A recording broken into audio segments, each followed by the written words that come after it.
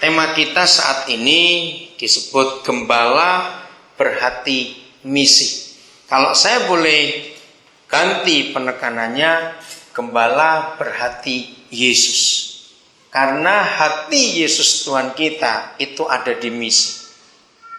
Proyek utama, kalau saya katakan kalimat ini, proyek utama dari Bapa di surga itu bukan membangun gedung gereja, bukan mencetak pendeta, bukan membuat ibadah, program-program gereja, mendirikan sekolah-sekolah teologi, tidak.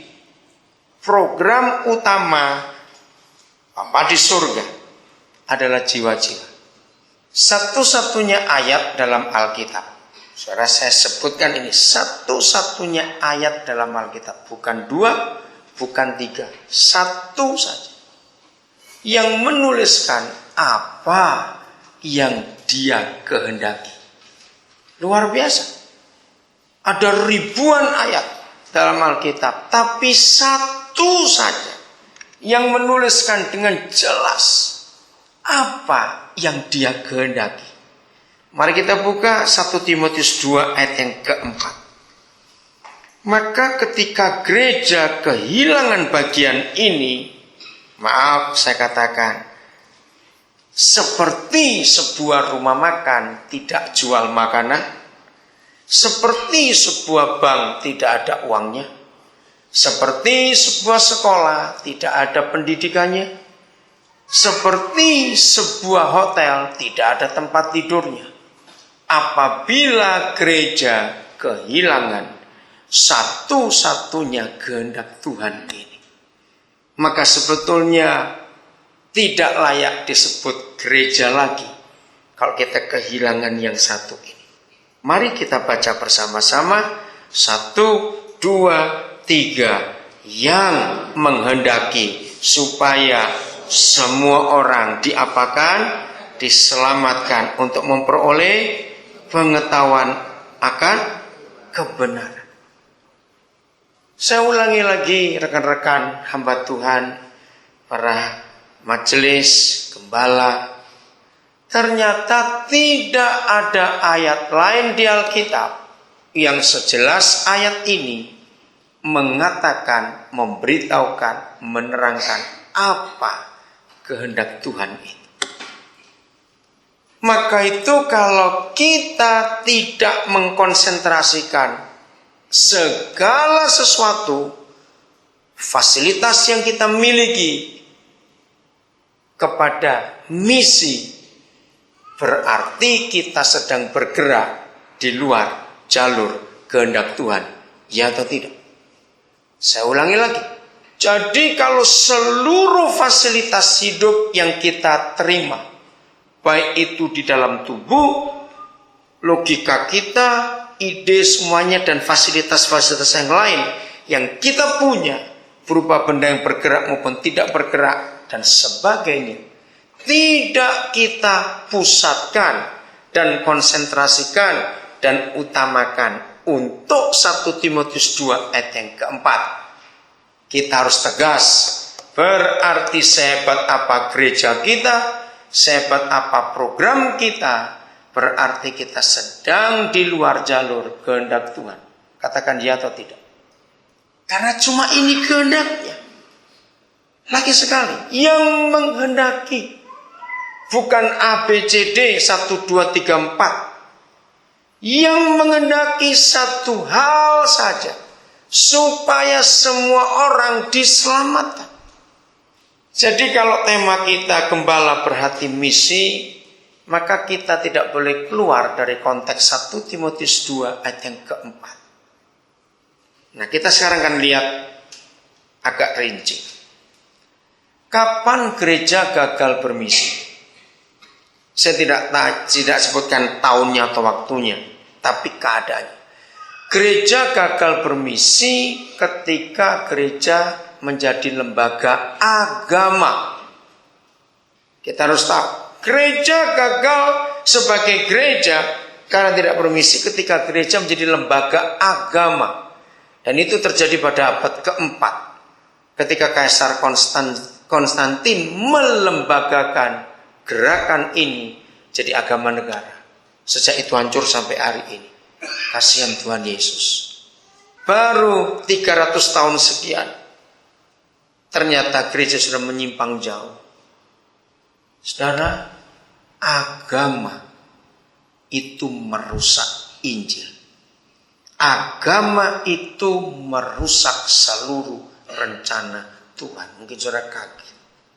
Nah, saya stop dulu untuk menunjukkan satu bagian ini. Apa kegagalannya? Begitu gereja menjadi lembaga agama, maka orang-orang di agama Kristenkan. Ya, orang-orang di agama Kristenkan.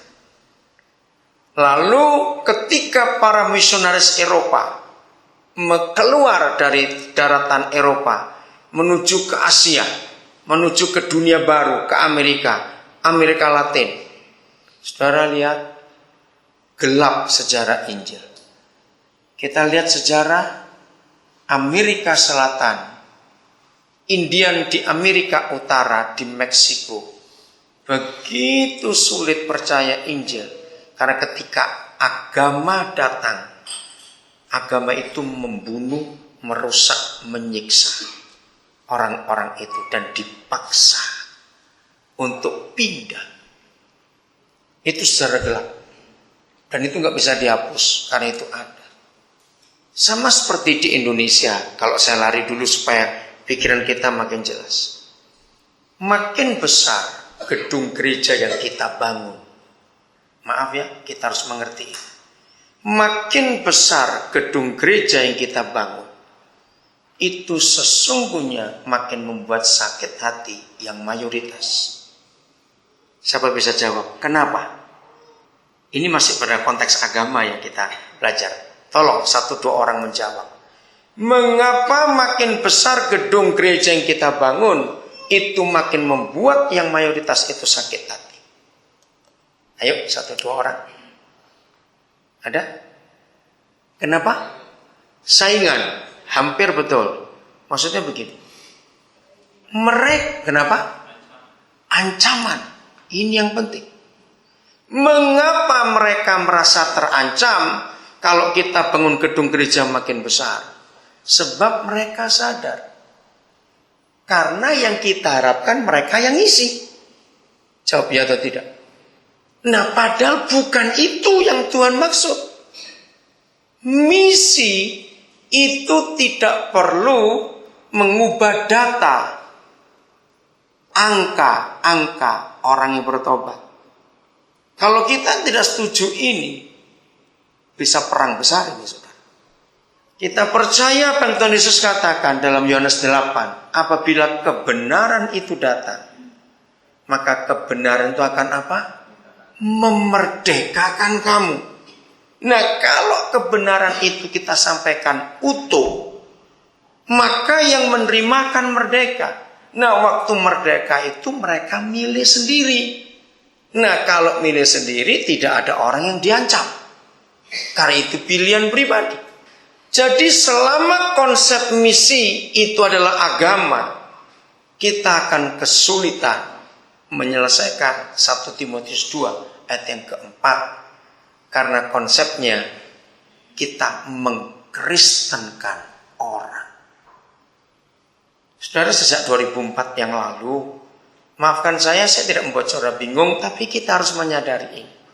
Tiba-tiba Roh Kudus itu mengagetkan saya 2004 yang lalu. Dan sampai hari ini saya tetap masih berusaha, walaupun itu tantangannya berat. Kita harus berusaha meyakinkan dunia bahwa Yesus Kristus Tuhan itu bukan orang Kristen. Mikir dulu. Kita harus meyakinkan dunia bahwa Yesus Kristus Tuhan itu bukan orang Kristen. Dia adalah Yesus yang individu dan tidak punya label atau kelompok tertentu. Iya atau tidak? Begitu Yesus dikenal sebagai orang Kristen, orang lain tidak akan kenal dan gak mau terima. Renungkan dia atau tidak, saudara. Begini ilustrasi. Tema kita saat ini disebut gembala berhati misi. Kalau saya boleh